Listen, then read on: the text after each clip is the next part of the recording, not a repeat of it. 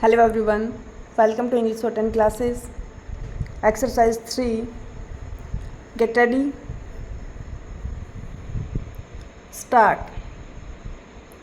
I should like right at the beginning to say that I welcome the amendment which was proposed to the draft resolution by the Foreign Minister of the United Arab Republic. The amendment makes effective change, but I think it is a happier way of putting forward the idea contained in the resolution.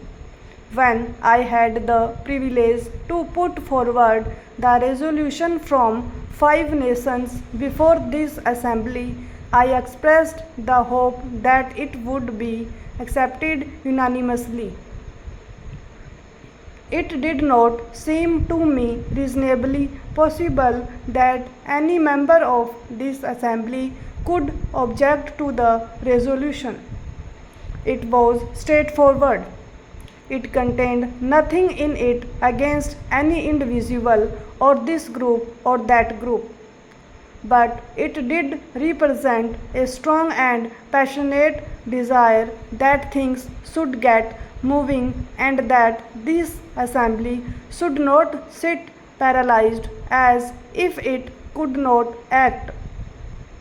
Therefore, it was with considerable surprise that I received the paper containing an amendment on behalf of Australia.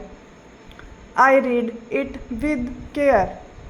I found some difficulty in understanding it, and the more I read it, the more surprised I was that any member of this assembly should have put this forward as an amendment. I venture to place before this assembly any reasons for this.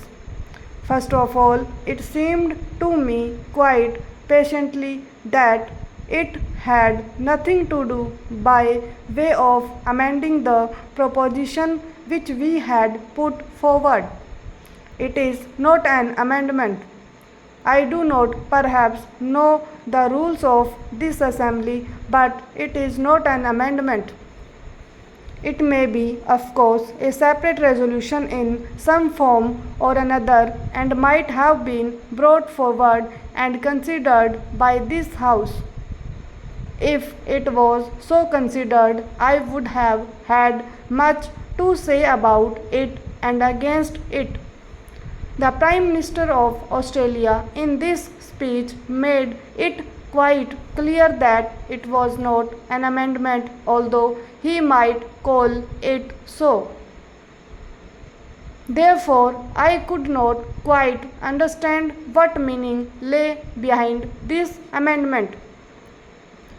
I have the greatest respect for the Prime Minister of Australia, more especially for his keen mind and ability.